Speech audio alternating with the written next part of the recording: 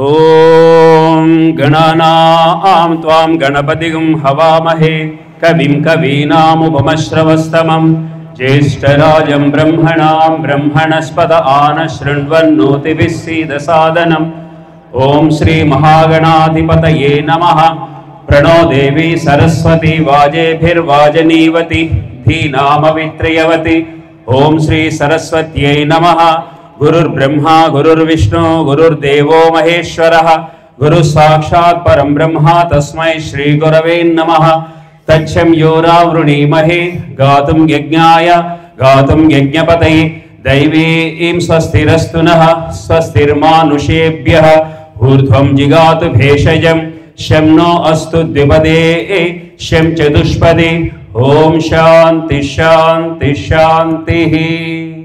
కూర్చోటం.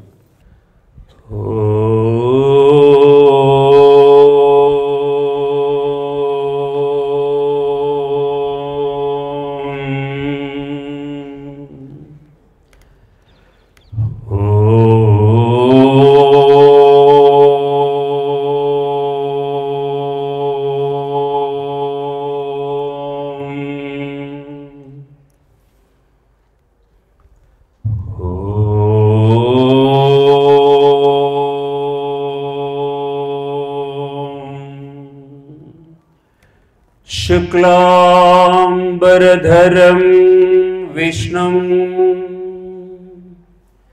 शशिवर्णं चतुर्भुजं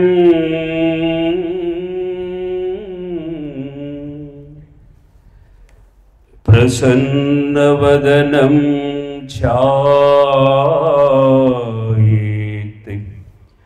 सर्वविघ्नोपशान्तये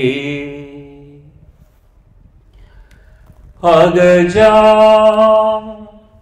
आनन पद्मार्कं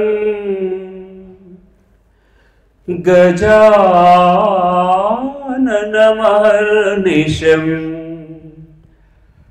अनेकदं तं भक्तानां एकदं तमुपास्महे.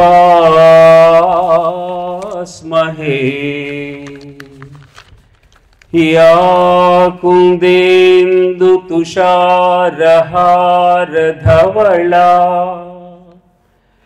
या शुभ्रवस्त्रावृता या वीणावरदण्डमण्डितकरा या श्वेतपद्मासना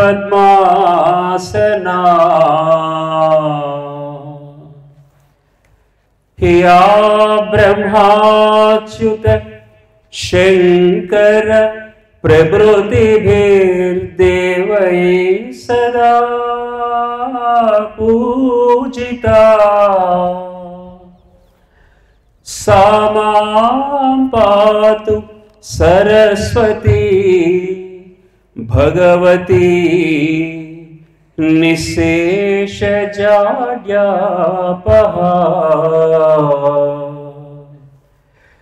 विना वेङ्कटेशं ननाथो ननाथः सदा वेङ्कटेशं स्मरामि स्मरामि. हरे वेङ्कटेश प्रसीद प्रसीद हरे वेङ्कटेश प्रसीद प्रसीद प्रियो वेङ्कटेश प्रयच्छ प्रयच्छ. विना वेङ्कटेशं ननाथो ननाथः सदा वेङ्कटेशं स्मरामि स्मरामि. వేదికను అలంకరించినటువంటి పూజనీయులు మేడం గారికి హృదయపూర్వక నమస్కారములు. అలాగే విద్యార్థులందరికీ శుభ ఆశీస్సులు, ఉపాధ్యాయులందరికీ కూడా శుభాభినందనములు.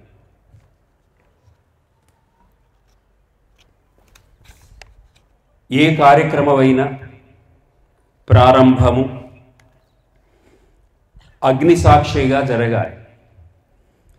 దేవతలందరూ కూడా అగ్నిముఖులుగా ఉంటారు. అందుకే పూజా కార్యక్రమంలో దీపాన్ని వెలిగించిన తర్వాత కార్యక్రమం అంతా ప్రారంభిస్తారు. ఎందుకంటే అక్కడ దేవతలందరూ వచ్చి కొలువై ఉంటారు.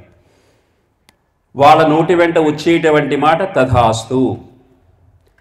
ఆ తథాస్తు అనేటువంటి మాటకైనా తర్వాత మేడం గారు చెప్పేటువంటి ఆ మాటలు, ఆ విషయాలన్నీ కూడా, ఎందుకంటే టన్ను శాస్త్ర జ్ఞానము కంటే హంసు అనుభవ జ్ఞానం చాలా గొప్పది. జీవిత కాలంలో వాళ్ళు రంగరించి సాధించినటువంటి విషయాలన్నీ కూడా ఈరోజు మీతో డిస్కస్ చేయడానికి వచ్చారు. మరి ముందుగా డాక్టర్ గారి యొక్క చిత్రపటం దగ్గర జ్యోతి ప్రజ్వాలన కార్యక్రమాన్ని మేడం గారి కరకమలముల ద్వారా నిర్వహించి పుష్పగుచ్చ పువ్వులన్నీ కూడా చిత్రపటం దగ్గర వేయించాల్సింది కోరుతున్నాం. Friends madam. ఓం దీపత్వం బ్రహ్మరూపోసి జ్యోతిషాం ప్రభురవ్యయం సౌభాగ్యం దేహి పుత్రాం చ సర్వకామాంశ దేహి మే దీనపోషక విఘ్నేశ దివ్యతేజో విరాజిత దివ్యజ్యోతిర్మయానంత దీపోయం ప్రతిగృహ్యతాం భోదీప బ్రహ్మరూపేణాం సర్వేషాం హృది సంస్థితః అతస్త్వాం స్థాపయామద్య మదజ్ఞానమపాంకురు దీపదేవతాభ్యో నమః. తచ్చం యోరావృణీమహే గాతుం యజ్ఞాయ గాతుం యజ్ఞపతయే దైవీం స్వస్తిరస్తు నః స్వస్తిర్మానుషేభ్యః ఊర్ధ్వం జిగాత్ భేషయం శం నో అస్తు ద్విపదే శం చతుష్పదే. ఓం శాంతి శాంతి శాంతి. సహస్రశీర్షా పురుషః సహస్రాక్ష సహస్రపాత్ సభూమిం విశ్వదో వృత్వా అద్యదిష్టదశాంగుళం పురుష ఏవేదగం సర్వం యద్భూతం యచ్చ భవ్యం ఉదామృతత్వస్యేషానః యదన్నేనాతిరోహతి ఏతావానస్య మహిమ అతో జ్యాయాగంశ పూరుషః పాదోస్య విశ్వాభూతాని త్రిపాదస్యామృతం దివి త్రిపాదోర్ధ్వ ఉదయత్పురుషః పాదోస్యేహ భవాత్ పునః. యోపాం పుష్పం వేద పుష్పవాన్ ప్రజావాన్ పశుమాన్ భవతి చంద్రమావామపాం పుష్పం పుష్పవాన్ ప్రజావాన్ పశుమాన్ భవతి.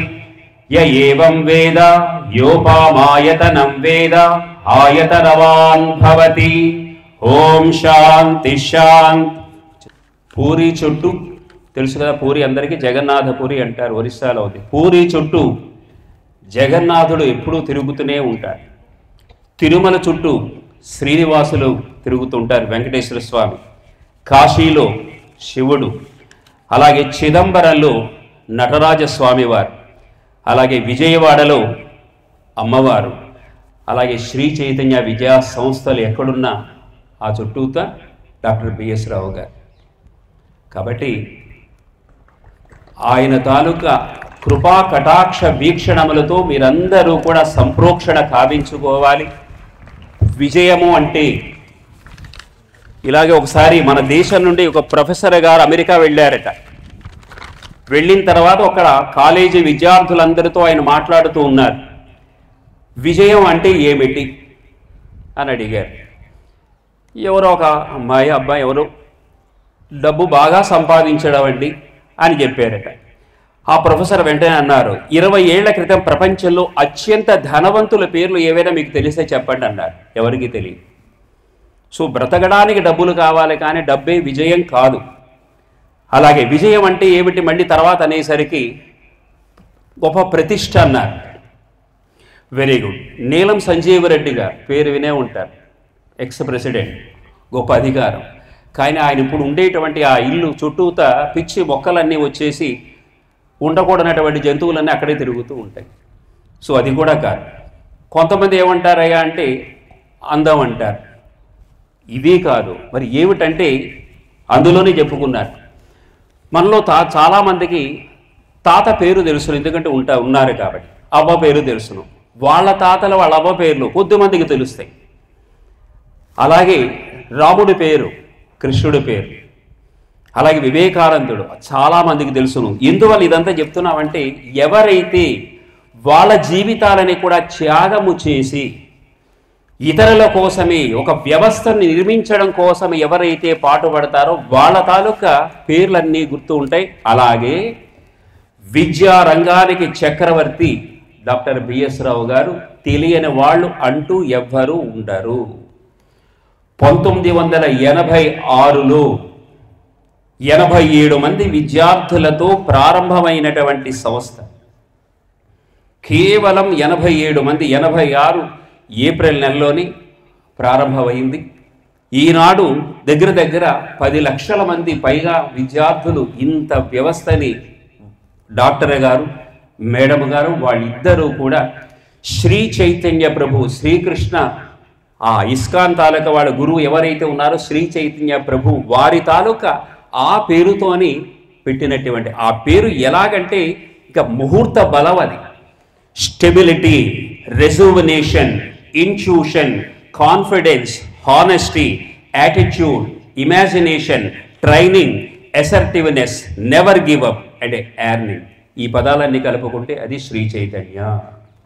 ఇది సెల్ఫ్ మోటివేషన్. ఎవరికి వాళ్ళు ఇన్ని అద్భుతమైనటువంటి గుణ సంపద కలిగినటువంటి ఇంత వ్యవస్థని అందించి విద్యా రంగము ఉన్నంత కాలము కూడా డాక్టర్ బిఎస్ రావు గారు ఝాన్సీ మేడం గారి యొక్క పేరు అంతా కూడా ఎక్కడ, ఎందుకంటే వాళ్ళ జీవితాలన్నిటినీ కూడా త్యాగము చేసి గుర్తుపెట్టుకోవాలి. త్యాగేన ఏకైన అమృతత్వ మానసు. ఒక్క త్యాగము వల్ల మాత్రమే అమృతత్వము వాళ్ళ అమృతత్వాన్ని సాధించుకున్నారు.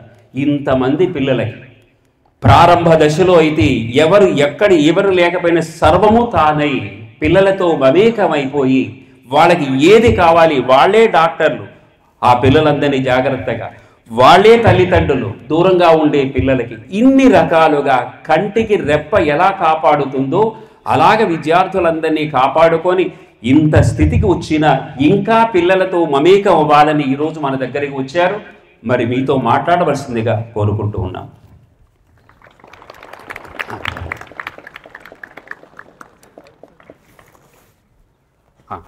ఒక్క నిమిషం. ప్రారంభాలు ముందుగా వేదికను అలంకరించినటువంటి మేడం గారిని పుష్పగుంచంతో సన్మానించాల్సిందిగా చిన్మయ్య గారిని కోరుతూ ఉన్నాం.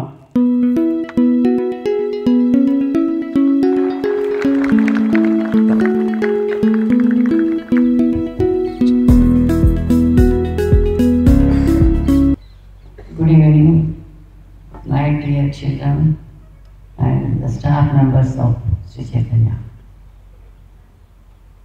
ఈరోజు మీ అందరినీ కలవటం చూడటం నాకు చాలా ఆనందంగా ఉంది. ఇందాక మాస్టర్ చెప్పారు 40 years జర్నీ ఇది. శ్రీ చరిత్ర హిస్టరీలో 40 years జర్నీ కంప్లీట్ అయింది. మీలాంటి విద్యార్థులు ఎన్నో లక్షల మంది ఇక్కడ విద్య నేర్చుకుని బయటకు వెళ్ళారు. తెలుగు రాష్ట్రాల్లో ప్రతి ఒక్క ఇంటి నుంచి ఒక్కళ్ళైనా ఉండుంటారు చైతన్య చదివిన వాళ్ళు. ఇది వాస్తవం, ఇది సత్యం. మేము డాక్టర్స్ అయ్యింది ఈ ఫీల్డ్కి ఎందుకు వచ్చామనేది నాకు ఇంతవరకు దానికి ఆన్సర్ తెలియదు.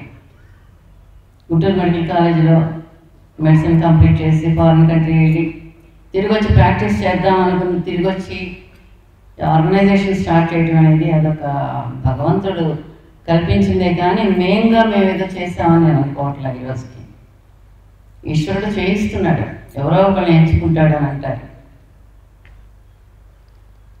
ఎంతమంది నిజానికి మేము డాక్టర్స్గా ప్రాక్టీస్ ఆల్రెడీ హాస్పిటల్ కూడా ఎస్టాబ్లిష్ చేసాం ఇక్కడ విజయవాడలో ప్రాక్టీస్ చేద్దామని. అయితే అవకాశం రాలా ప్రాక్టీస్ చేయడానికి, టైం లేదు. అయితే ఒకటే ఆనందం ఏంటంటే రెసిడెన్షియల్ సిస్టమ్ అనేది గర్ల్స్కి స్టార్ట్ చేసింది చైతన్య కాలేజే. First girls residential college Chaitanya. బాయ్స్ది ఆఫ్టర్ 5 years స్టార్ట్ చేస్తాం. పేరెంట్స్ వచ్చి వాళ్ళ ఫీలింగ్స్ ఎక్స్ప్రెస్ చేసినప్పుడు 2 years మీ దగ్గర రెసిడెన్షియల్ సిస్టంలో ఉండి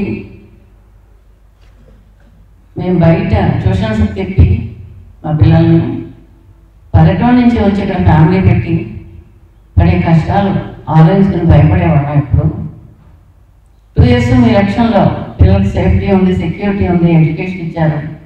ఒక డిసిప్లిన్, ఒక పద్ధతిలో వాళ్ళు చదువుకున్నారు. మాకు చాలా ఆనందంగా ఉందని ఎక్స్ప్రెస్ చేసినప్పుడు ఒక మంచి పని చేశాం కాబోలు అని అనుకున్నాం అంతే. గ్రాడ్యువల్గా మేము కూడా దీనికి అడ్జస్ట్ అయిపోయాం. మేము డాక్టర్స్ అని మర్చిపోయాం. అసలు 2 సంవత్సరాల పిల్లల బాధ్యత మనకు అప్పచెప్పిన తర్వాత వాళ్ళ తల్లిదండ్రుల స్థానంలో మేము ఉన్నాం.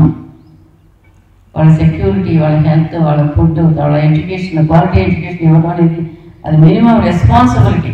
మనం బాధ్యత తీసుకున్నాం కాబట్టి అనే ధోరణిలో 2 సంవత్సరాలు సంస్థ ముందుకు వెళ్ళింది. మీరందరూ కూడా ఒక ఎయిమ్తో, ఒక ఆశయంతో ఇక్కడికి వచ్చారు. మంచి ఫ్యూచర్ని ఎక్స్పెక్ట్ చేసి వచ్చారు ఇక్కడికి. మీరు మీ తల్లిదండ్రులు ఎన్నో ఆశయాలతో ఉన్నారు. ఒక్కటి నేను ముందుగా చెప్పేది ఏంటంటే, మన జీవితంలో చాలా సాధించాలి. సాధించడానికి ఈ స్టేజ్ అనేది చాలా ఇంపార్టెంట్. డెస్టినీ అనేది ప్రతి మనిషికి ఒక డెస్టినీ ఉంది. కానీ ఒక గోల్ అనేది మీరు మైండ్లో పెట్టుకుంటేనే చివరికి లాస్ట్కి మీరు డెస్టినీకి చేరగలుగుతారు. ఎందుకంటే నేను ఆర్గనైజేషన్లో చూసిన వాళ్ళ చాలామంది డాక్టర్స్, ఇంజనీర్స్ ఉన్నారు. ఆ తర్వాత వాళ్ళు ఐఏఎస్లు, సివిల్ సర్వీసెస్కి వెళ్ళారు. చాలామంది ఐఏఎస్లు అయ్యారు, ఐపీఎస్లు అయ్యారు, ఐఎఫ్ఎస్ చేశారు, ఐఆర్ఎస్లు. ఇంతమంది ఇన్ని రంగాల్లోకి వెళ్ళారు. టీచింగ్ ప్రొఫెషన్లో కొంతమంది వెళ్ళారు, లా చేశారు కొంతమంది, చార్టెడ్ అకౌంటెంట్స్గా కొంతమంది వెళ్ళారు, మేనేజ్మెంట్కి కొంతమంది వెళ్ళారు, అడ్మినిస్ట్రేటివ్కి కొంతమంది వెళ్ళారు. అంటే డిఫరెంట్ ఫీల్డ్స్ ఎంచుకున్నారు. తర్వాత దే ఆర్ ఆల్ సక్సెస్ఫుల్. మీరు ఇంకా చిన్నపిల్లలు, ఓన్లీ 17-18 ఇయర్స్ ఏజ్, అంత మించి లేదు. మీకు తెలిసింది పుట్టిన తర్వాత మీ తల్లిదండ్రులు, మీ అక్క చెల్లెలు, అన్నదమ్ములు, తర్వాత స్కూల్లో టీచర్స్, మీ క్లాస్మేట్స్, ఇంతవరకే తెలుసు. అయితే మీ ఏజ్ గ్రూప్ ఇవాళ పిల్లలు ఏమనుకుంటారంటే నాకు అంతా తెలుసు అనుకుంటారు, నాకు తెలియదు ఏదీ లేదనుకుంటారు. గుడ్, తెలుసుకోవడం మంచిది. నిజానికి మీరందరూ చాలా ఇంటెలిజెంట్ కిడ్స్. మనకి ఎంత వెస్ట్రన్ కల్చర్ ఎంత పిచ్చిగా వచ్చిందంటే, ఒక డేట్ ఏమో మదర్స్ డే అంటారు, ఒక డేట్ ఏమో ఫాదర్స్ డే అంటారు, ఒకటేమో వ్యాలంటైన్స్ డే అంటారు. ఇదేమిటో డైలీ నాకు అర్థం కావట్లేదు. అంటే మదర్ని ఒక్కరోజే గుర్తుపెట్టుకుంటారా సంవత్సరం మొత్తంలో? ఫాదర్ని ఒక్కరోజే గుర్తుపెట్టుకుంటారా సంవత్సరం మొత్తంలో?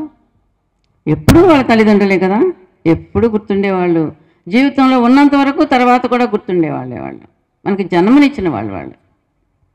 అందుకని తల్లిదండ్రులు జన్మనిస్తే గురువు జీవితాన్ని ఇస్తాడు. అదే ఆధ్యాత్మిక గురువు అయితే మళ్ళీ జన్మ లేకుండా చేస్తాడు. కాబట్టి గురువుకే ఫస్ట్ ప్రయారిటీ ఇచ్చింది మన సంస్కృతి. మనందరం భారతీయులం. మనకు గొప్ప సంస్కృతి ఉంది మన వెనక, ఒక ధర్మం ఉంది మన వెనక, సనాతన ధర్మం అంటాం. వేదాలు ఉన్నాయి, పురాణాలు ఉన్నాయి. ఈ వేదాలు, పురాణాలు ఇవన్నీ పక్కన పెట్టి చూసినా భారతీయ సంస్కృతికి ఒక పద్ధతి ఉంది. అందరం భారతీయులం. ఇవాళ చూడండి, భారతదేశంలో మీరు వినే ఉంటారు కదా, కాశ్మీర్లో ఏ రకంగా జరిగిందో. ఎవరైనా ఖండించారు అసలు? నువ్వెవరివి, హిందువా అని అడిగి కాల్చి చంపేశారు. కానీ ఎవరైనా దానికి స్పందన ఉందా అసలు? ఇంకా భారతదేశం ఎట్టిపోతుంది? దాన్ని రక్షించేది ఎవరు? భారతీయ సంస్కృతిని మళ్ళీ ఎస్టాబ్లిష్ చేసేది ఎవరు? ఇది తప్పని మాట్లాడేది ఎవరు? అయ్యో ఇలా జరిగిందని కొన్ని రోజులు టీవీల్లోనో వీడియోల్లోనో అట్లా చర్చలు జరుగుతున్నాయి తప్పితే దాని కరెక్షన్ ఎక్కడ జరుగుతుంది? మళ్ళీ ఇంకొకళ్ళు వస్తారు అట్లాగే భారతీయుల్ని కాల్చి చంపడానికి. మనం భారతీయులం, హిందువులం కాదు, భారతీయులం. అది ఎక్కడి నుంచి రావాలంటే వివేకానంద ఏం చెప్పేవారంటే, ఫ్రమ్ ద యూత్. ఎక్కడి నుంచి రావాలి? నాలాంటి ఓల్డ్ పీపుల్ నుంచి కాదు రావాల్సింది, యూత్ నుంచి రావాలి. యూత్ స్ట్రాంగ్గా ఉన్నప్పుడు యూత్కి అసలు ఏం తెలుసుకోవాలి, ఏం తెలుసుకుంటే జీవితం బాగుంటుంది, ఏం తెలుసుకుంటే మన దేశం బాగుంటుంది, మనం పుట్టింది ఎక్కడ, భారతమాత ఒళ్ళో మనం అందరం ఉన్నాం. సహజంగా మన సంస్కృతి ఏం చెబుతుందంటే, కన్నతల్లి ఒకళ్ళు కదా. భారత మాత ఒకళ్ళు. ఏ దేశంలో పుట్టాం? భారత మాత ఒకళ్ళు. భూమి తల్లి గోమాత, దేవాలయంలో ఉన్న తల్లి. 5 తల్లులు ఉన్నారని చెబుతుంది ప్రతి వ్యక్తికి మన సంస్కృతి. 5 ఉన్నారు. తల్లి చనిపోతే పసిపిల్లలకి ఆవు పాలతో పట్టేవాళ్ళు చిన్నప్పుడు. ఆవు పాలే తల్లిపాలుగా పట్టి పెంచేవాళ్ళు. ఒకసారి గోవు ఏడుస్తుందంట. ఏంటంటే, తల్లి లేని పిల్లలకి నా పాలతో వాళ్ళని పోషించారు, నన్ను వ్యవసాయాలకు తీసుకెళ్తున్నారు, ఇప్పుడు మాంసం కోసం ఇలా హింస పెడుతున్నారు భగవంతుడా అని ఏడుస్తుందంట గోమాత. మనం చేసే తప్పులేగా అవన్నీ. అలాగే ఒక చెట్టు, మనం నేచర్ని గురించి ఏ రోజు ఆలోచించాం. మనం ఉద్ధరించుకుంటున్నాం అనుకుంటున్నాం అంతే. ఈ నేచర్లో ఎన్నో తీసుకుని, గాలి తీసుకుంటున్నాం, నీరు తీసుకుంటున్నాం, అగ్ని తీసుకున్నాం, భూమి ఆకాశం అన్ని పంచభూతాలని ఉపయోగించుకుని ఫ్రీగా వాడుకుని మనం చాలా గొప్పవాళ్ళం మానవులం అని భావిస్తున్నాం. ఒక చెట్టును కొట్టాలన్నా కూడా వెళ్ళి ముందుకు చెట్టుకి చెయ్యి పెట్టి ఆ స్పర్శనిచ్చి ఆ ప్రేమనిచ్చి మనం చెప్పుకుని పొరపాటుగా దీనికోసం నేను ఉపయోగించుకోవాల్సి వస్తుంది అని చెప్పి క్షమించమని అడిగి చెట్టుని కొట్టాలి అనేది మన సంస్కృతి చెబుతుంది. మనం రంపం తీసుకెళ్తాం, గొడ్డ తీసుకెళ్తాం, కొట్టేస్తాం. దానికి ప్రాణం ఉందని ఎప్పుడైనా ఆలోచిస్తామా? చెట్టు అనుకుంటుందంట, బాధపడుతుందంట, ఇన్ని సంవత్సరాలు 100 సంవత్సరాలు ఇలాగే నిలబడి ఎంతమందికి నీడనిచ్చాను నేను, ఎంత ఆక్సిజన్ ఇచ్చాను, వాళ్ళ కార్బన్ డైఆక్సైడ్ తీసుకుని కాలుష్యాన్ని ఎంత క్లియర్గా ఉంచాను, ఆ చెట్టు మీద ఎన్ని పక్షులు గూడు కట్టుకుంటే అవకాశం ఇచ్చాను, నా చెట్టు కొమ్మల్ని ఉపయోగించుకుని పసిపిల్లలకు ఉయ్యాలుగా చేసుకున్నారు కదా, అవునా? ఉయ్యాలుగా చేసుకున్నారు కదా. నా చెట్టుని ఉపయోగించుకుని గుమ్మాలు కట్టుకున్నారు, కిటికీలు ఇళ్ళు కట్టుకున్నారు. నా చెట్టుని కర్రం తీసుకుని మురళిగా వాయించారు, సంగీతాన్ని పాడారు. నా చెట్టు కర్రని ఉపయోగించుకుని అగ్నిని ప్రజ్వలింపజేశారు, పడవలు తయారు చేశారు. రైతులు నాగలితో దున్నుకున్నారు, బళ్ళు కట్టారు, కాగితాలుగా తయారు చేశారు నా చెట్టు నుంచి. తాళపత్ర గ్రంథాలు రాశారు ఒకప్పుడు. మనిషి చడిపోయినప్పుడు పాడి కట్టడానికి ఉపయోగించారు. ఆ తర్వాత వంట చెరుకుగా ఉపయోగించుకోవటమే కాకుండా వాళ్ళ దహనానికి కూడా నన్నే ఉపయోగించారు. ఎంత స్వార్థపరుడు మానవుడు కాదంటారా? సృష్టిలో ప్రతిదాన్ని మనం ఉపయోగించుకుంటున్నాం. మనం నేచర్కి ఏం చేస్తున్నాం? మనసు పెట్టి ఒక చెట్టుకు నీళ్లు పోస్తున్నామా పెరగమని? లేదే. పూలు వాడుకుంటున్నాం, కాయలు వాడుకుంటున్నాం. అంటే నేచర్లో నేచర్ని ఉపయోగించుకుని బ్రతుకుతున్నాడు మానవుడు. మిగతా జీవరాశి అంతా నేచర్లో మమైకమే బ్రతుకుతుంది, మిగతా జీవకోటంతా. మీకు తెలియాలని వాస్తవంగా మీ మనసు విప్పాలని చెప్తున్నాను నేను, ఒక్కసారి ఆలోచిస్తారని చెప్తున్నాను నేను. మానవుడు ఏం చేయగలడు, ఏం చేస్తున్నాడు, ఎందుకు చేయటం లేదు, మనకున్నది ఎక్స్ట్రా క్వాలిటీస్ ఏంటి? వాక్ ఉంది, మన ఫీలింగ్స్ని షేర్ చేసుకోగలం, మనకు దుఃఖం వస్తే ఇంకొకరితో పంచుకోగలం, ఒక ఆనందం వస్తే ఇంకొకరితో షేర్ చేసుకోగలం,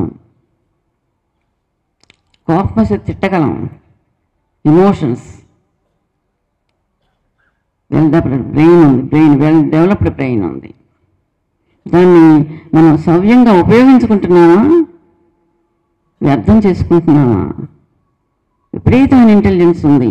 ఐన్స్టీన్ లాంటి వాడే ఆయన అన్నారంట, నేను ఒక 25% బ్రెయిన్ సెల్స్ని కూడా ఉపయోగించుకోలేదు అని. మనందరం 6 to 10% ఉపయోగించుకుంటున్నాం బ్రెయిన్ సెల్స్ని, అంతకుమించి ఉపయోగించుకోవట్లేదు.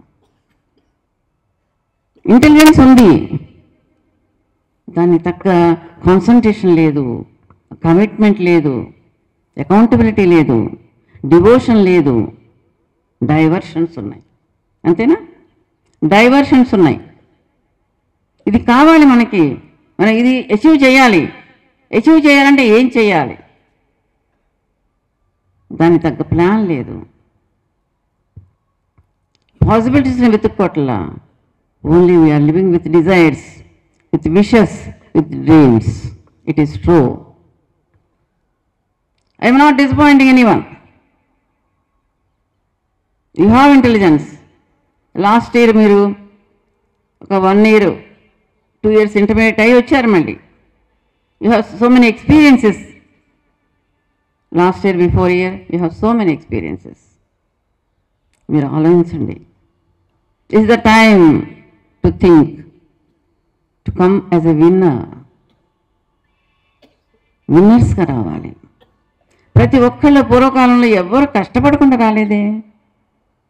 లాల్ బహదూర్ శాస్త్రి గంగానది ఒడ్డున అవతల విలేజ్ నుంచి తల మీద పుస్తకాలు కట్టుకుని గంగానదిలో ఈదుకుని వచ్చి కాశీలో చదువుకున్నారు ఆయన. ఎవరు ఊరికనే రాలా. ఎవరికి ఏ విద్య ఊరికనే రాలా. ఎవరు హైయర్ లెవెల్స్కి వెళ్ళారంటే వాళ్ళు only with work, only with hard work. There is no substitute for hard work. దానికి వేరే ఏమీ లేదు. హార్డ్ వర్కే. ఏ సీక్రెట్ ఆఫ్ సక్సెస్ ఏంటంటే hard work. Secret of success of Shri Chaitanya అంటే హార్డ్ వర్క్ అంతే. ఏ స్టూడెంట్ వచ్చినా, ఏ టీచర్ వచ్చినా, ఏ సంస్థ వచ్చినా, ఏ దేశం వచ్చినా hard work. Planning and hard work. Practicing, plan చేసుకుంటున్నారు, ప్రాక్టీస్ చేస్తున్నారు, సిస్టమేటిక్గా వెళ్ళిపోతున్నారు, అభివృద్ధిలోకి వస్తున్నారు. That is the only secret. ప్రతి ఒక్కరిని గుర్తుపెట్టుకోవాల్సింది ఏంటంటే మానవుడు మారాలి. మానవుడిలో ఉన్న స్వార్థం వదిలేయాలి. ఒక చిన్న కథ చెప్తాను నేను. మానవుడు ఎంత స్వార్థపడ్డు అంటే యానిమల్స్ కంటే కూడా మానవుడు ఎంత స్వార్థంగా ఉంటాడనేది. ఒక ఫారెస్ట్లో ఒక ప్రయాణికుడు వెళ్తున్నాడు. ఎదురుకుండా ఒక పులి వచ్చింది. గౌబా అక్కడ కనిపించిన చెట్టు ఎక్కేశాడు పులి నుంచి రక్షించుకోవడానికి. ఎక్కేసి పైకి చూస్తే పైన ఒక బేర్ ఉంది. తలెత్తి చూస్తే అమ్మో ఇది నేను చంపేస్తుందని భయపడిపోతాడు. ఆ బేర్ అంటుంది, ఇది నేను ఎప్పుడు ఉండే ఇల్లు, ఇది నువ్వు నా గెస్ట్వి, నువ్వేం భయపడద్దు, నువ్వు సంతోషంగా ఇక్కడ ఉండు, కింద పులి వెళ్ళిపోయిన తర్వాత నువ్వు వెళ్ళిపోదు కానీ అని చెప్పింది. సరే అని ధైర్యం తెచ్చుకుని ఉంటాడు. తర్వాత అలసిపోయి ఉంటాడేమో, నడిచి నడిచి నాకు నిద్ర వస్తూ ఉందంటే నా ఒళ్ళో పడుకో అంటుంది. ఒళ్ళో పడుకోబెట్టుకుంటుంది. కాసేపు ఈలోపు పులి ఏం చేస్తుందంటే, ఓ పిచ్చిదానా, ఒళ్ళో మనిషిని నమ్మి పడుకోబెట్టుకున్నావు నువ్వు, తప్పు, తర్వాత నిన్నే తోసేస్తాడు అని చెబుతుంది. నన్నెందుకు తోస్తాడు అతను నమ్మి ఇక్కడ ఉన్నాడు. తర్వాత లేస్తాడు. లేచిన తర్వాత బేర్ అంటుంది, కాసేపు నేను కూడా పడుకుంటానని అతను ఒళ్ళో పడుకుంటుంది బేర్. ఈలోపు పులి ఏమంటుందంటే, లేచిన తర్వాత శుభ్రంగా ఆకలి మీద లెగుస్తాడు, నేను తినేస్తాడు, నువ్వు తోసే కిందకి తోసేస్తాడు. తోసేసిన తర్వాత అదేంటంటే దానికి అలవాటు కదా, చెట్లు ఎక్కటం దిగటం అలవాటుతో ఒక కొమ్మను పట్టుకుని మళ్ళీ పైకి వస్తుంది. పైకి వచ్చేసరికి కంగారు పడిపోతాడు. అసలు కోపంగా ఉంది, నన్నేమో చేరదీసింది, నేను తోసేసాను, ఇప్పుడు నన్ను చంపేస్తుంది అంటుంది. బేర్ అంటుంది, నువ్వేం భయపడిపాక, నేను ఒకసారి మాట అన్నాను, నీకేం భయం లేదు, ఇక్కడ సేఫ్ నీవు అని చెప్పాను, అందుకని నీకు ఏం హామ్ చేయను నేను అని చెప్పంటుంది. కొంతసేపటికి పులి వెళ్ళిపోతుంది. ఆ తర్వాత చెబుతుంది, ఇప్పుడు నువ్వు క్షేమంగా దిగి వెళ్ళిపో అని. This is the attitude of a human being. మనం చూస్తూనే ఉంటాం ఇలాంటి వాళ్ళని. ఇది కథగా చెప్పానే కానీ ఇలాంటి మనుషులు మనం చూస్తూనే ఉంటాం. నమ్మక ద్రోహుల్ని మనం ఏమంటాం, నమ్మక ద్రోహులు అంటాం. అట్లాంటి వాళ్ళు అంటే యానిమల్స్కి ఉన్న ప్రేమ మానవులకి లేదనా? అది ఎందుకు వచ్చింది? కేవలం అవి యానిమల్స్ కేవలం ఏం కావాలి, వాటికి నిద్ర కావాలి, ఆహారం కావాలి, అవి బిడ్డల్ని కంటాయి. మానవులు అంతే. ఇంకా అడిషనల్గా మానవులకి ఏముంది? బ్రెయిన్ ఉంది, వాక్ ఉంది. దాంతో రకరకాల అవలక్షణాలు చెప్తారే, కామక్రోధ లోభమోహ మదమశ్చర్యాలని, అవన్నీ మానవుల్లో ఉన్నాయి. దాని మూలంగా ఏంటంటే మానవుడు ప్రకృతికి ఎంతో అండగా నిలబడవలసిన మానవుడు ప్రకృతిని చెడగొట్టేసి అన్ని రకాల ఇప్పుడు ఈ సైక్లోన్లు, తర్వాత అంతకుముందు 2013లో కేదార్నాథ్ వరదలు వచ్చినాయి, మీకు గుర్తుందా? మీరు విన్నారా? అవన్నీ మానవ తప్పిదాలే. స్వార్థపరత్వంతో అక్కడ వేరే వేరే పవర్ ప్లాంట్స్ అని పెట్టి అవన్నీ పెట్టి అక్కడ వీక్ అయిపోయిన తర్వాత నదులు ఏం చేస్తాయి? నదులు నేచర్లో వాటికి ఒక వేవ్ ఉంటుంది, వేని కూడా మార్చేశారు మానవులు. కక్షగట్టినట్టుగా నేచరు తన ఒరిజినల్ వేలో వెళ్ళిపోయి అన్నిటిని ముంచేసి అన్నింటిని పడేసి నష్టం చేసి, నేచర్ ఎప్పుడూ ఊరుకోదు. నేచర్ని గౌరవించాలి, మనం రక్షింపబడాలి నేచర్ ద్వారా. కానీ ఇవాళ అట్లా జరగట్లా. మీరు ఒకసారి ఆలోచించండి. మీరు చిన్నపిల్లలు, ఇంకా ఇంత అవగాహన ఆలోచించాల్సిన అవసరం లేదు మీకు. మీకు ఆలోచించే టైం చాలా ఉంది. జస్ట్ నేను కొంచెం మీకు మనసులో ఒక ఆలోచన పెడదామని చెప్పాను ఇవన్నీ నేను. ఇప్పుడు మీరు ఒక సక్సెస్ కోసం వచ్చారు ఇక్కడికి కదా అందరూ. సక్సెస్గా రావాలంటే ఏం కావాలి? ముందు సక్సెస్ఫుల్గా రావాలంటే, గతంలో చాలామంది సక్సెస్ఫుల్గా వచ్చిన వాళ్ళు ధనం ఉండి వచ్చిన వాళ్ళు కాదు. నేను మెడికల్ కాలేజీలో జాయిన్ అయినప్పుడు 68లో గవర్నమెంట్ హాస్పిటల్ సూపరింటెండెంట్ ఎవరంటే కోదండ రామయ్య గారు అని చెప్పి ఉన్నారు. ఆయనకి ఎలా చదువుకున్నారని చెప్తాను నేను. డబ్బు లేదు, తల్లిదండ్రులు చదివించే స్తోమతలో లేరు, వీధి లైట్ల కింద కూర్చొని చదువుకున్నారు, వీధి దీపాల దగ్గర కూర్చొని చదువుకున్నారు. పూటకోళ్ళు అనేవాళ్ళు, ఒక పూట ఒకళ్ళు భోజనం పెట్టేవాళ్ళు, ఇంకో పూట ఇంకోళ్ళు భోజనం పెట్టేవాళ్ళు, ఒక రోజు భోజనం కూడా ఉండేది కాదు. అలా చదువుకున్నారు. అలా చదువుకున్న వాళ్ళకి ఏ క్వాలిటీ ఉండి ఆ చదువు వచ్చింది చెప్పండి? సెల్ఫ్ కాన్ఫిడెన్స్, సెల్ఫ్ ఎస్టీమ్, తన మీద తనకు నమ్మకం, సాధించాలన్న తపన. ఏదైనా ఎక్కడి నుంచి వస్తుంది తెలుసా? తపన ఒక దుఃఖం నుంచి వస్తుంది, ఒక ఫైర్, ఒక మోటివేషన్. మోటివేషన్ ఎలా వస్తుంది తెలుసా వాళ్ళకి? లైక్ ఏ ఫైర్. లోపల నుంచి వాళ్ళకి మోటివేషన్ అలా వస్తుంది. నేను ఒకటి చూపించాలి సాధించి, నా దగ్గర డబ్బు లేదు, చదువుకోవడానికి అవకాశం నాకు వాళ్ళు వీళ్ళు ఇచ్చారు, నా అదృష్టంగానే తీసుకుని నేను పైకి రావాలన్న తపనతో వస్తుంది. అందరూ ఇదివరకు అందరూ చదువుకున్న వాళ్ళందరూ జిల్లా పరిషత్ హై స్కూల్స్లో, గవర్నమెంట్ స్కూల్స్లో చదివాం అందరం. ఇంగ్లీష్ మీడియంలో చదవలేదు, ఒక పెద్ద పెద్ద స్కూల్స్లో చదవాలి. గవర్నమెంట్ స్కూల్స్లో, జిల్లా పరిషత్ హై స్కూల్స్లో చదివాం అందరం. ఇప్పుడు 70 years back, when I was 5 years old చదువుకున్నాం కదా. అంటే దాని ఇంపార్టెన్స్ తెలిసి, ఇంపార్టెన్స్ ఎవరు చెప్తారంటే ఎస్పెషల్లీ మదర్స్ చెప్తారు. మీ మదర్స్ కూడా మిమ్మల్ని అలాగే ఎంకరేజ్ చేస్తూ ఉంటారు. ఫాదర్స్ కంటే కూడా మదర్స్ ఎక్కువ మోటివేట్ చేస్తారు. పెద్ద అయిన తర్వాత నువ్వు ఇలా ఉండాలి, మీరేం సంపాదించవక్కర్లా, వాళ్ళకి ఇవ్వాల్సింది ఒక్కటే ఏంటంటే, వీడు మా అబ్బాయిని గర్వంగా చెప్పుకుని తలెత్తుకుని తిరిగే పరిస్థితి వాళ్ళు తీసుకువెళ్ళాలి. వాళ్ళు అదే కోరుకుంటారు, అంతేనా? ఏం కోరుకుంటారు వాళ్ళు మీ దగ్గర నుంచి? ఏ హ్యాపీనెస్ కోరుకుంటారు. మా అబ్బాయి చాలా మంచి అబ్బాయి, చాలా systematic boy, well discipline boy, చెప్పిన మాట వింటాడు, పెద్దవాళ్ళకి ఎదురు తిరగడు, గౌరవం ఇస్తాడు, పెద్దవాళ్ళంటే రెస్పెక్ట్ ఇస్తాడు, బాగా చదువుకుంటాడు. అంతకంటే ఏం కావాలి మాకు? వీఆర్ లక్కీ అని తల్లిదండ్రులు అనుకుంటారు. అలాంటి వ్యక్తిగా, అలాంటి కొడుకుగా నిలబడండి చాలు, జీవితం ధన్యమైపోయినట్టే తల్లిదండ్రులది, దాంతోపాటు మీ జీవితం కూడా ధన్యమైపోయినట్టే. మీరేమనుకుంటారంటే మేము చాలా కష్టపడుతున్నాం అనుకుంటారు. కష్టం ఎవరు పడట్లేదు చెప్పండి? ఒక హనీ బీ ఉంది, పూల మీద మధురం అంతా తేనంతా తీసుకొచ్చి ఒక చోట పెడుతుంది కదా, పెట్టి చివరికి ఎవరికి ఇస్తాంది ఆ తేనెని? మానవుడికి ఇస్తుంది, అంతేనా? అడవిలో తిరిగే పోయేవాడికి ఇస్తాను తేనె. అసలు కష్టపడకుండా ఏ జీవి లేదు, అన్ని జీవులు కష్టపడతాయి. ఆ జ్ఞానం ఎవరిచ్చారు?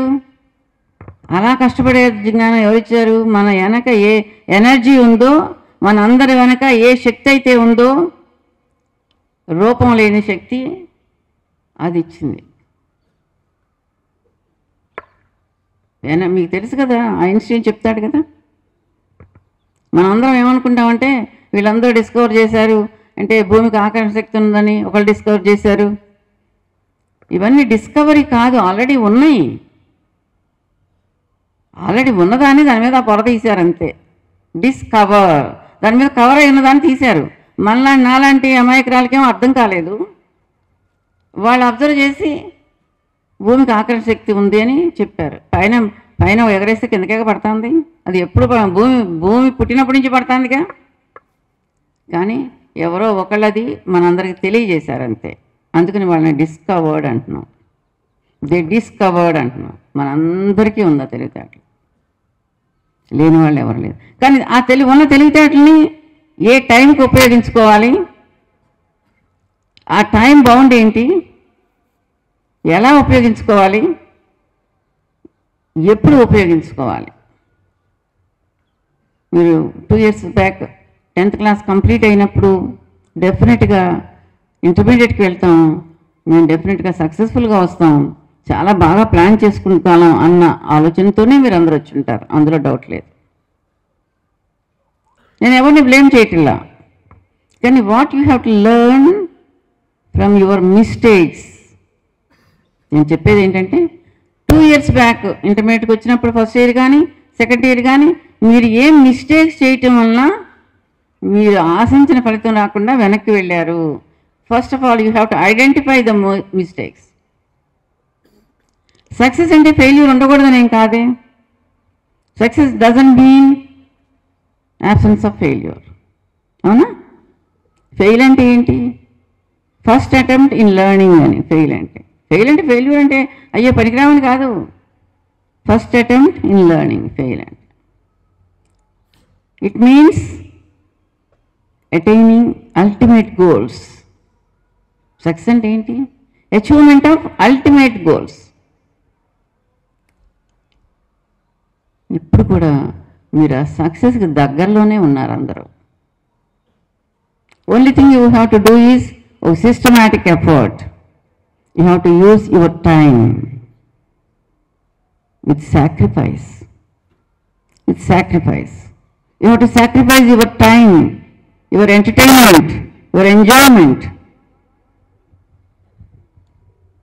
మీకు అందరికీ తెలుసు యూ కాంట్ బై టైం. అవునా? మనకెంతో డబ్బు ఉండొచ్చు, కొనలేని 2 ఉన్నాయి. టైంని కొనలేము, హెల్త్ని కొనలేము, 2 కొనలేము. మిగతా ఏదైనా కొనుక్కోవచ్చు. డబ్బు పోయినా మళ్ళీ మనం ఎర్న్ చేయొచ్చు. అయితే టైంని మాత్రం కొనలేము. టైం వాల్యూ తెలుసుకోండి. ప్రజెంట్లో బ్రతకండి. మీకు తెలుసు కదా, పాస్ట్ అయిపోయింది. ఏమి నేర్చుకున్నారో మీకు తెలుసు. ఫ్యూచర్ ప్రజెంట్ మీద డిపెండ్ అయింది. అవునా? ఫ్యూచర్ ప్రజెంట్ మీద డిపెండ్ అయింది. పాస్ట్ ఏమి నేర్చుకున్నారు, పాస్ట్లో ఏమి నష్టపోయారు, మీరు ఏమి నేర్చుకోలేకపోయారు, ఏ రీజన్తో నేర్చుకోలేదు, ఏ రీజన్తో నష్టపోయారు. Lakh of concentration, lack of discipline, lack of commitment, lack of devotion. దేనివల్ల నష్టపోయారు? ఇప్పుడు ఎక్కడున్నారు? ఇప్పుడు ఎలా చేస్తే ఫ్యూచర్లో మీ ఎక్స్పెక్టేషన్స్కి అందరికీ ఫస్ట్ ర్యాంక్ రాదుగా. అవునా? మనకంటే ముందు ఉంటారు, మనకంటే వెనక ఉంటారుగా ఎవరైనా. మనం ఎప్పుడు ఎవరితో కంపీట్ చేసుకోవాలి? మన ముందు వాళ్ళతో కంపీట్ చేసుకోవాలి. ప్రతి ఒక్కళ్ళు కొంతమంది వెనకుంటారు, కొంతమంది ముందు ఉంటారు. మనం ఎప్పుడు మన ముందు వాళ్ళంతా కంపీట్ చేసుకుంటూ వెళ్ళాలి. Break our records. ఈ వారం ఎంత వచ్చింది, నెక్స్ట్ వీక్ టార్గెట్ ఏంటి, ఆ తర్వాత టార్గెట్ ఏంటి, మిమ్మల్ని మీరు అసైన్ చేసుకోవాలి. మీ టార్గెట్స్ని మీకు సెల్ఫ్ డిసిప్లిన్ ఉండాలి. మీ మీద మీకు సెల్ఫ్ ఎనాలిసిస్ ఉండాలి. టీచర్ పిలిచి ఫిజిక్స్లో ఎందుకు మార్కులు తగ్గినాయి, కెమిస్ట్రీలో ఎందుకు తగ్గినాయి, బయాలజీలో ఎందుకు తగ్గినాయి, what is the reason behind? Concept రాదా? రిపిటేషన్ లేదా? ప్రాక్టీస్ లేదా? ఎక్కడ కన్ఫ్యూజ్ అయ్యారు? టైం మేనేజ్మెంట్ కుదరలేదా? What is the defect? What is the problem actually? You have to identify. You are the designers. ఒక శిల ఉంది అక్కడ, శిల్పంగా తయారవ్వాలి. ఎన్నో దెబ్బలు తింటుంది కదా, అవునా? ఒక శిల్పంగా మారాలంటే ఎన్నో దెబ్బలు తింటుందా లేదా? కానీ కొట్టిన ఉలి అలాగే ఉంటుంది. మీరే శిల, మీరే శిల్పం. అర్థమైందా మీకు? ఉలికేం జరగదు. అలాగే ఒక డైమండ్ షైన్ అవ్వాలంటే ఎంత ఫ్రిక్షన్ ఉండాలి? ఎంత ఫ్రిక్షన్తో ఉంటే కానీ ఆ షేప్ వస్తుంది. ఊరినే వచ్చిందా? ఏది ఊరినే రాదు. ఏ అచీవ్మెంట్ కూడా ఈజీగా రాదు. మీరు మెంటల్గా ప్రిపేర్ అయ్యి ఉండాలి. ఎందుకంటే I have to work, I have to struggle to achieve. నేనేం ఫస్ట్ ర్యాంక్ తెచ్చుకోమంటలేదుగా, టాప్ 1లో ఉండమన్నారా? కాదుగా. నువ్వు ఇవాళ ఎలా ఉన్నావు, దానికి ఎంత ముందుకు వెళ్ళగలుగుతావు. నేషనల్ లెవెల్లో ఒక అడ్మిషన్ తెచ్చుకోగలిగే స్థితిలోకి వెళ్ళాలి అంటే ఎంత గ్యాప్ ఉంది, ఆ గ్యాప్ని ఎలా ఫిల్ చేయాలి? బీ ఎంతూసియాస్టిక్గా ఉండండి. నేర్చుకోవాలి, మనకి రావాలి, నేను చేయగలను విత్ కాన్ఫిడెన్స్. అర్థమైందా? టీచర్స్ మీద మీకు కాన్ఫిడెన్స్ ఉండాలి, ముందు నమ్మకం. ఆ టీచర్స్ ఇప్పుడు ఒక చిన్న మాట, ఇలాగే కూర్చున్నారు మీరు క్లాస్లో ఇలాగ బయట ఎలా ఉన్నారు. ఇప్పుడు వర్షం వచ్చింది, అవునా? అనుకున్నాం వస్తుందని. ఈ పడే వర్షం అందరి మీద పడుతుందా, లేదా ఒకళ్ళ మీద పడి ఒకళ్ళ మీద పడకుండా ఉంటుందా? వర్షం అందరి మీద ఈక్వల్గానే పడుతుందిగా. అలాగే క్లాస్లో ఒక టీచర్ టీచ్ చేస్తుంటే అందరూ ఈక్వల్గా రిసీవ్ చేసుకుంటారా? ఒకళ్ళు ఒక రకంగా అందరికి ఈక్వల్గానే టీచ్ చేస్తున్నారు కదా. ఎందుకని ఒకళ్ళు ముందుకుంటున్నారు, ఒకళ్ళు వెనక్కుంటున్నారు? What is the reason? వెనక్కుండే వాళ్ళకి డిఫెక్ట్ ఏంటి? Lack of concentration. అంతేనా? అదే ఒక సినిమా అయితే 100% కాన్సన్ట్రేషన్తో 100% ఉన్న వాళ్ళందరూ కూడా కంప్లీట్గా మైండ్ పెట్టేసేసి చూస్తున్నారా లేదా? ఎందుకది? You have interest in that. Lack of interest. అది ఇష్టంతో చూస్తున్నారు, ఇది కష్టంగా కూర్చున్నారు. అవునా? ఒక సబ్జెక్ట్ అంటే మీకు చాలా ఇంట్రెస్ట్, దాన్ని నేర్చుకుందాం అనుకుంటారు తొందరగా. ఒక సబ్జెక్ట్ అంటే ఇంట్రెస్ట్ లేదు, కానీ కాంపిటీషన్లో అది కూడా వర్క్ చేయాలి, కాంపిటేటివ్ ఎగ్జామ్ ప్రిపేర్ అవ్వాలి. అది కూడా 100% మీరు కాన్సెప్ట్ నేర్చుకుని ప్రాక్టీస్ ఉంటేనే మీరు అందులో సక్సెస్ఫుల్గా రాగలరు. అంటే మీకు ఇంట్రెస్ట్ ఉందా, ఇంట్రెస్ట్ లేదా, దాని మీద వర్క్ చేయాల్సిందే, దాన్ని ప్రాక్టీస్ చేయాల్సిందే. మనకి భగవంతుడు ఇచ్చిన వరం తెలివితేటలు. అందరూ తెలియగలాలే, దాన్ని ఉపయోగించుకోవటంలోనే వ్యత్యాసం వల్ల ఒకళ్ళ ముందు ఒకళ్ళ వెనక ఉంటున్నారు. మీరేం ఆలోచించాలంటే, నేను ఈ లోకంలోకి వచ్చాను, నేను ఒక పర్పస్తో వచ్చి ఉంటా. డెఫినెట్గా అందరూ ఒక పర్పస్తోనే వస్తారు. ఆ పర్పస్ తెలియకపోవచ్చు. కొంత ఏజ్ అయిన తర్వాత మీకు అర్థమవుతుంది మీరు ఏ పర్పస్తో ఇక్కడికి వచ్చారో. ఆ పర్పస్ ఏంటి? ఫస్ట్ ఆఫ్ ఆల్ ఇప్పుడేం చేయాలి మీరు ఏజ్లో? You have to concentrate 100% on your studies without any diversion, without any distraction. సినిమాలు చాలా ఉన్నాయి, చాలా ఉంటాయి. జస్ట్ ఓన్లీ ఎంటర్టైన్మెంట్ అంతే, లైఫ్ కాదు అది. This is your life, this is your destiny. Destiny వరకు మీరు గోల్స్ అసైన్ చేసుకోవాల్సిందే. Achievement of one goal, next another goal, next another goal, next another goal. ఇంతటితోనే అయిపోలా.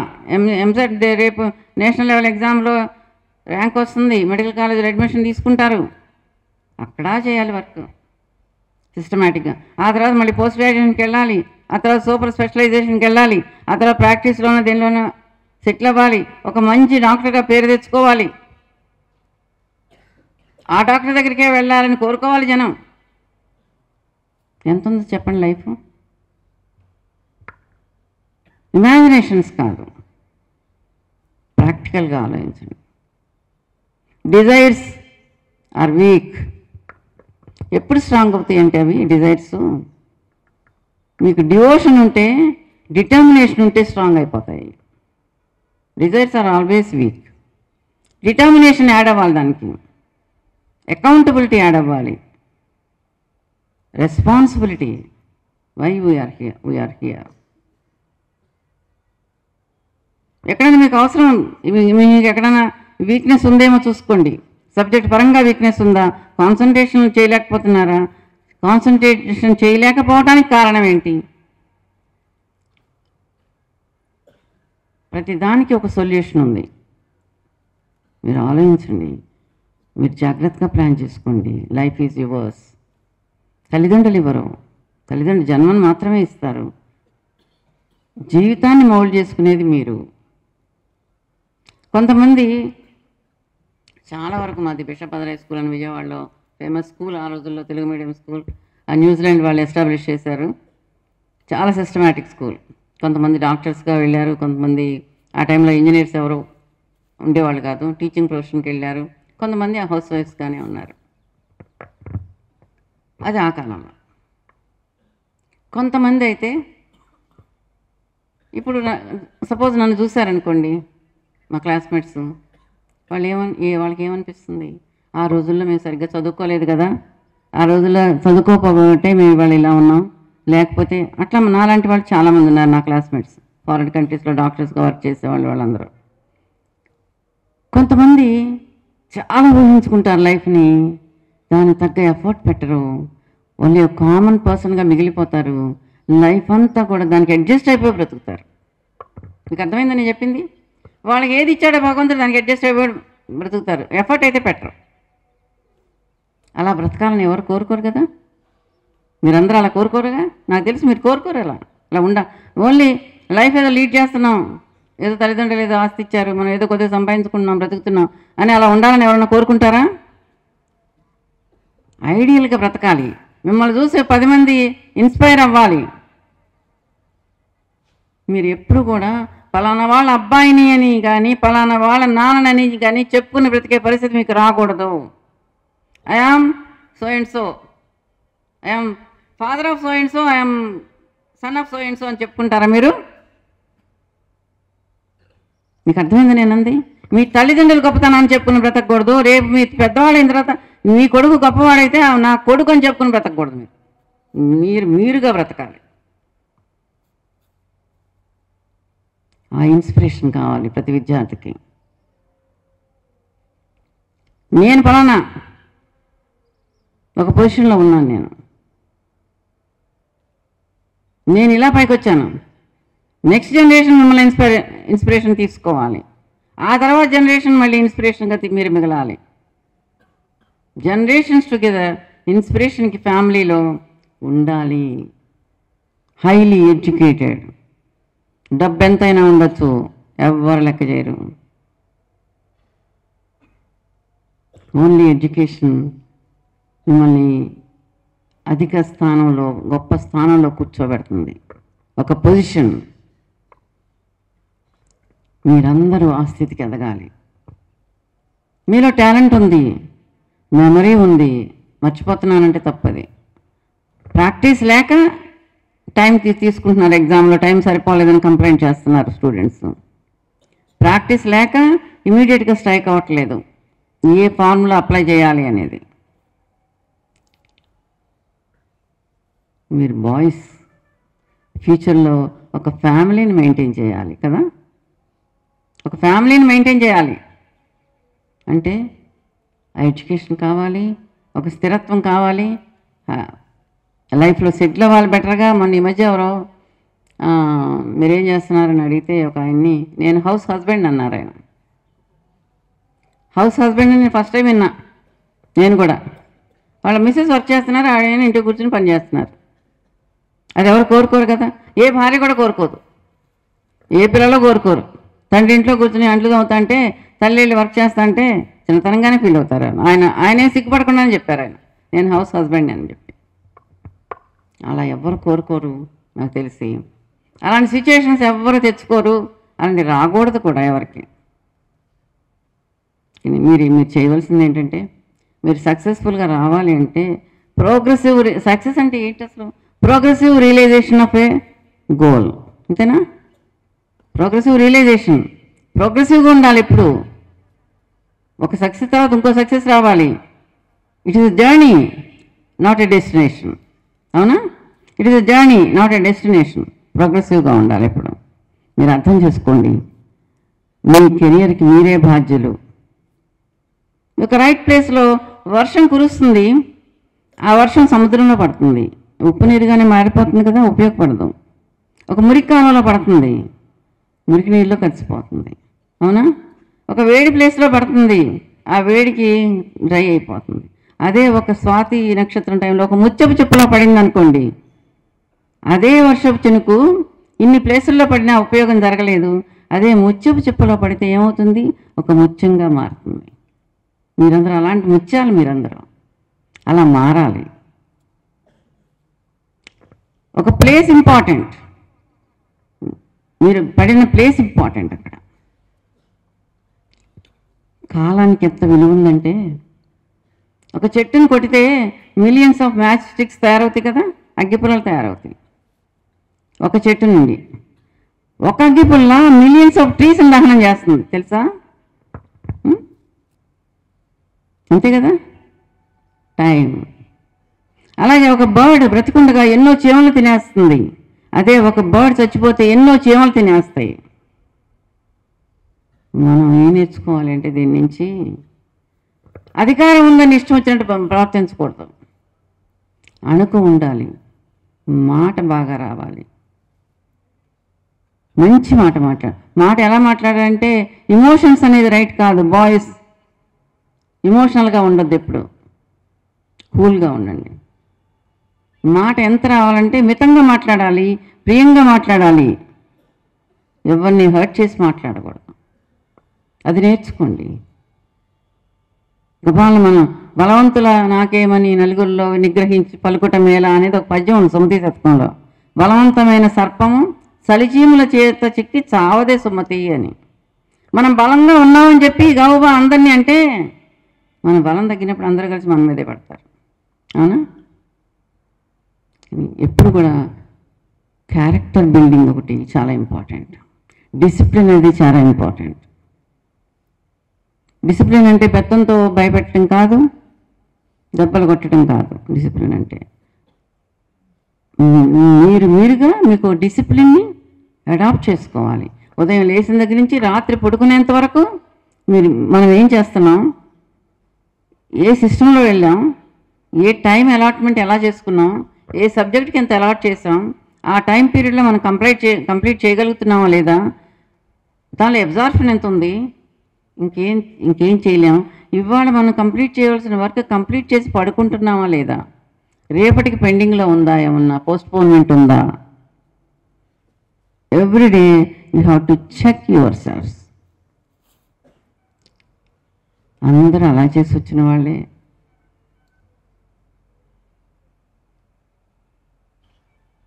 ఇప్పుడు ఎవ్వరూ అసలు డైరెక్ట్గా ఫస్ట్ అటెంప్ట్లోనే అన్నీ తెచ్చేసుకుని ప్రతి దానిలోనూ తర్వాత బిజినెస్లోకి ఎంటర్ అయ్యి ఎక్స్ట్రీమ్ లెవెల్కి ఎదిగి వచ్చారనుకుంటున్నారా మీరు? అందరూ హిస్టరీ తిరగేయండి, హిస్టరీ తెలుస్తుంది ఎన్నిసార్లు ఫెయిల్ అయ్యి సక్సెస్ఫుల్గా వచ్చారో. మనకి అబ్రహాం లింకన్ తీసుకోండి, ఆయన 52 సంవత్సరాల వయసులో ప్రెసిడెంట్ ఆఫ్ అమెరికా అయ్యారు. ఈలోపు ఎన్నిసార్లు సెనేట్లో ఓడిపోయారో. అట్లా అని సక్సెస్ ఆఫ్ ఫెయిల్యూర్ అంటామా, success of person of success అంటామా? పర్సన్ ఆఫ్ సక్సెస్, అంతేనా? అంతకుముందు ఎన్నోసార్లు ఫెయిల్ అయ్యారు, సెనేట్లో ఓడిపోయారు. ఆయన గురించి ఇంకో మాట చెప్పాలంటే, ఆయన ప్రెసిడెంట్ ఆఫ్ అమెరికా అయిన తర్వాత ఫస్ట్ మీటింగ్ విత్ బిజినెస్ పీపుల్తో, ఎంటర్ప్రెన్యూర్స్తో పెడితే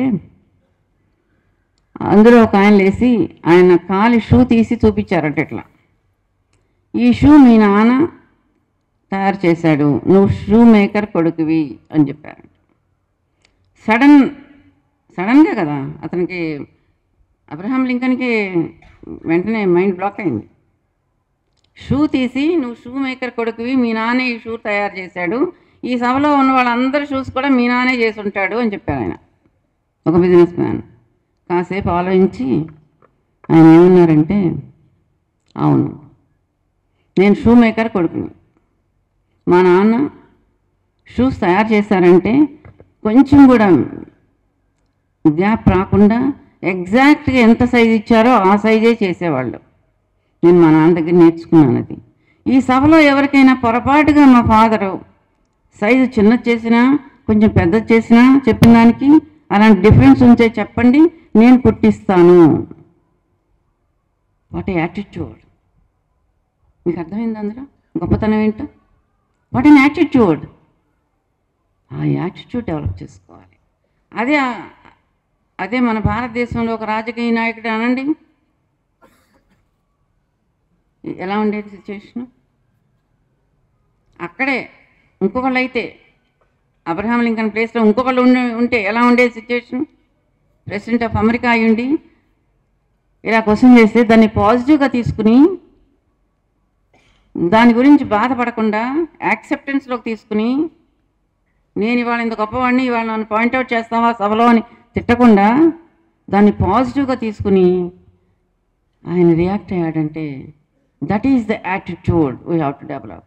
that is the positive attitude we have to develop. Reality, acceptance. మనలో ఉండే పొరపాటు ఏంటంటే టీచర్ లెసన్ చెప్తున్నా మనం పూర్తిగా తీసుకో మైండ్కి, మన మైండ్ ఎక్కడో ఉంటుంది. దానికి ఒక ఎగ్జాంపుల్ ఏంటంటే, ఒక ఆల్కహాల్స్ అడిక్ట్స్కి ఒక ఆల్కహాల్ ఎంత డేంజరస్ అని చెప్పడానికి ఒక డాక్టర్ ఒక అడ్మినిస్ట్రేషన్ చూపిస్తా, ఒక గ్లాస్లో ఆల్కహాల్ ఒక గ్లాస్లో డిస్టిల్డ్ వాటర్ పోసి 2 గ్లాసుల్లోనూ ఎత్తువంశం వేస్తే ఆల్కహాల్లో ఉన్న ఎత్తువం డిజనరేట్ అయిపోతే ఇదేమో యాక్టివ్గా ఉంది. సరే, అందులో ఒకరిని లేపి వాట్ యు అబ్జర్వ్డ్ అని అడిగాడు ఆ డాక్టర్. అంటే ఆయన ఏం చెప్పాడంటే, ఆల్కహాల్లో వేసినది డిజంటిగ్రేట్ అయిపోయింది కాబట్టి ఆల్కహాల్ తీసుకుంటే లోపల పొట్టలో ఉన్న బాంబ్స్ అన్నీ చచ్చిపోతాయి. అది నేను అర్థం చేసుకున్నాను. అంటే ఎవరికి ఏం కావాలో ఆ రకంగా ఆలోచించుకుంటారు.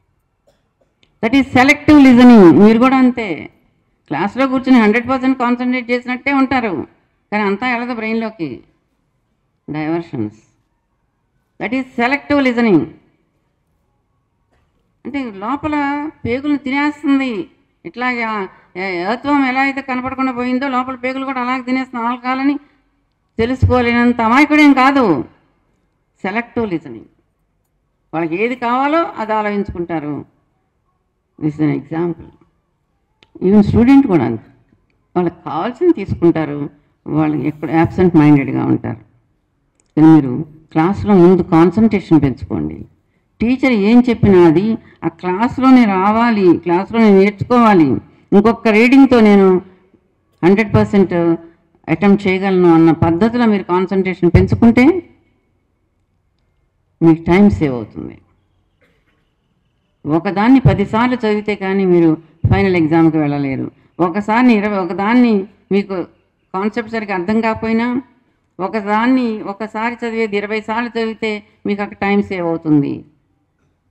మీకు ఇష్టమైంది కొద్దిసార్లు చదివితే వస్తుంది, మీకు కష్టంగా అనిపించింది 20 సార్లు చదివితే వస్తుంది. దానికి అలాట్మెంట్ ఆఫ్ టైం ఎలా చేయాలి, సబ్జెక్ట్ పరంగా ఎలా చేయాలి, ఎప్పుడు ఏది చేయాలో తెలుసుకోండి.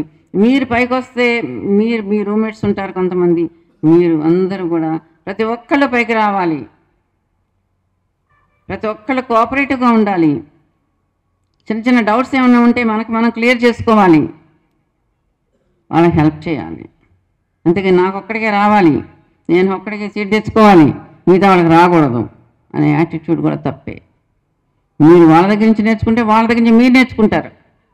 అది చాలా హెల్ప్ అవుతుంది స్టూడెంట్కి. టీచర్ దగ్గరికి వెళ్ళి కాన్సన్ట్రేట్ మళ్ళీ క్లారిఫికేషన్ తీసుకోకముందే క్లారిఫికేషన్ వచ్చేస్తుంది మీకు.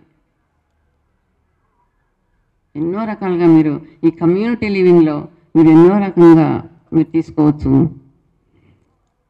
ముందు ఫస్ట్ ఆఫ్ ఆల్ హ్యాపీగా ఉండండి, కాన్ఫిడెంట్గా ఉండండి. నేను అచీవ్ చేయగలను డెఫినెట్గా. 2026 రిజల్ట్ నాదే. నెక్స్ట్ ఇయర్ నేషనల్ లెవెల్లో ఎవరో అబ్బాయి పెద్ద చేస్తున్నాడు ఇప్పుడే. That is wrong. You can achieve. Me performance ఎలా ఉందో, నెక్స్ట్ వీక్ ఎగ్జామ్స్లో మీరు ఎలా ఉండాలో ఎన్ని మార్కులు ఎక్కువ అక్కర్లా, ఒక 5 మార్కులు పెంచుకోగలిగితే చాలు. మీ గోల్కి ఎంత దగ్గర అవుతున్నారు, అది మీకు హ్యాపీనెస్ ఇస్తుంది, కాన్ఫిడెన్స్ ఇస్తుంది, మీకు ఉత్సాహం ఇస్తుంది. హెల్త్ బాగుంటుంది, దానివల్ల హెల్త్ బాగుంటుంది. Mind and body goes along. Mind బాగుంటే బాడీ బాగుంటుంది. మైండ్కి ఏం కావాలి? హ్యాపీనెస్ కావాలి మైండ్కి. ఆ హ్యాపీనెస్, మీకు కావాల్సిన హ్యాపీనెస్ ఏంటంటే ఇవాళ మీరు అచీవ్ చేసే రిజల్ట్ మీకు ఇట్ గివ్స్ యూ హ్యాపీనెస్. ఎప్పుడు కూడా మానవుడిగా పుట్టినందుకు, మానవుడిగా ఈ భూమి మీద ఉన్నంతకాలం ఎంతో కొంత సేవ చేయాలి, ఏదో రకంగా మనం ఉపయోగపడాలి, మన జన్మకి సార్థకత కావాలి అన్న ధ్యేయంతో మీరు పనిచేయండి. మీరు లైఫ్లో ఎక్కడున్నా సక్సెస్ఫుల్గా వస్తారు, ఎక్కడున్నా ఆనందంగా ఉంటారు, ఎక్కడున్నా ఎంతోమందికి ఉపయోగపడతారు, మిమ్మల్ని అందరూ కావాలనుకుంటారు. That is my advice. I wish all of you good luck. And డిసిప్లిన్తో చాలా చక్కగా కూర్చున్నారు అందరూ, అది నాకు చాలా ఆనందంగా అనిపించింది. మంచి పిల్లలందరూ ఈ డిసిప్లిన్ మెయింటైన్ చేయండి, ఎవరిని ఒకరికొకరు డిస్టర్బ్ చేసుకోవద్దు, ఎప్పుడు ఆశాభావంతో ఉండండి. I can win. You will come out as winners. Bye.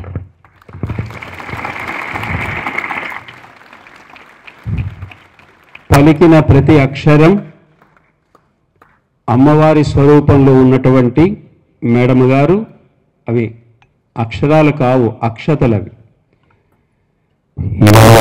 ఇచ్చారమ్మా ఎన్నక్షరాలు, అక్షరాల వెనుక ఎన్ని అర్థాలు, ఏ దేవత ఇచ్చిందో ఎన్ని వరాలు, విప్పి నేను చెప్పలేను ఆ వివరాలు. అక్షరాల కావు అమ్మోరి అక్షతలు, మరు జన్మకివే మాలక్ష్మి సేవలు. గుడిలోని దేవత నడచి వస్తుంటే అడుగడుగు దండాలు పాదాలకి, పసిడి పాదాలకి పసుపు వేదాలకి. ఎప్పుడు కూడా ఓ చిన్నవాడు కుర్రవాడు ఆకలి కోసం అని చెప్పి ఈ నాటకాలు వేసేటువంటి ఒక థియేటర్ దగ్గర కూర్చున్నాడు, ఎవరైనా డబ్బులు ఇస్తారేమో అని. సరే, అదే సమయంలో ఆ రోజుల్లో గుర్రాల మీద వచ్చేవారు ఆ నాటకాలు చూడ్డానికి. ఒక ఆయన వచ్చి, ఖాళీగా ఉన్నావు కదా, నా గుర్రాన్ని చూడు అన్నాడు. నేను వెళ్ళేటప్పుడు నీకు డబ్బులు ఇస్తానని. సరే, తిరిగి వచ్చిన తర్వాత అందంగా తయారు చేశాడు ఆ గుర్రాన్ని. అంటే శుభ్రం కడిగాడు, చూడమన్నాడు కానీ కడిగాడు, చాలా బాగుంది గుర్రం. అనుకున్న దానికి 10 వంతులు ఎక్కువ ఇచ్చాడు. ఇదేదో బాగుంది అనుకున్నాడు. అలాగే అందరూ వచ్చి అక్కడ అందరూ వచ్చేవాళ్ళందరూ గుర్రాలు అప్పగించడం, వాడికి సరిపోతే 4 మనుషులు పెట్టుకున్నాడు. ఒక రకంగా కొంచెం ఎదిగాడు. సరే, కొంచెం డబ్బులు వచ్చి ఆ నాటకాల లోపలికి వెళ్ళి నాటకాలు చూసి చూసి చూసి తాను కూడా రాయడం మొదలెట్టాడు. ఆ కుర్రవాడే భవిష్యత్తులో షేక్స్పియర్ అయ్యాడు. షేక్స్పియర్ నాటకాలు అంటే ఏదో రకంగా ఒక ఇన్స్పిరేషన్ మాట ఎక్కడి నుండైనా మనం తీసుకోవాలి. మేడం గారు చెప్పారు, అన్నిటా సాధ్యమవునా దేవుని ఉనికి, అన్నిటా సాధ్యమవునా దేవుని ఉనికి, అందుకే పంపాడు అమ్మను మనకి. దైవము తర్వాత అంతటి ఆమె ఆ స్వరూపమే తల్లి, ఇంకా తండ్రి చెప్పక్కర్లా. పిల్లలందరికీ కూడా 10th క్లాసు 9th క్లాస్ పిల్లలందరికీ కూడా ఏదో ఎస్ఏ రైటింగ్ కాంపిటీషన్ పెడితే అందులో ఒక ముస్లిం అమ్మాయికి ఫస్ట్ ప్రైజ్ వచ్చింది. ప్రైజ్ ఇచ్చేటప్పుడు ఆమె చదవమన్నారు. మనం ఏం రాసావో చదువు అని రాసింది.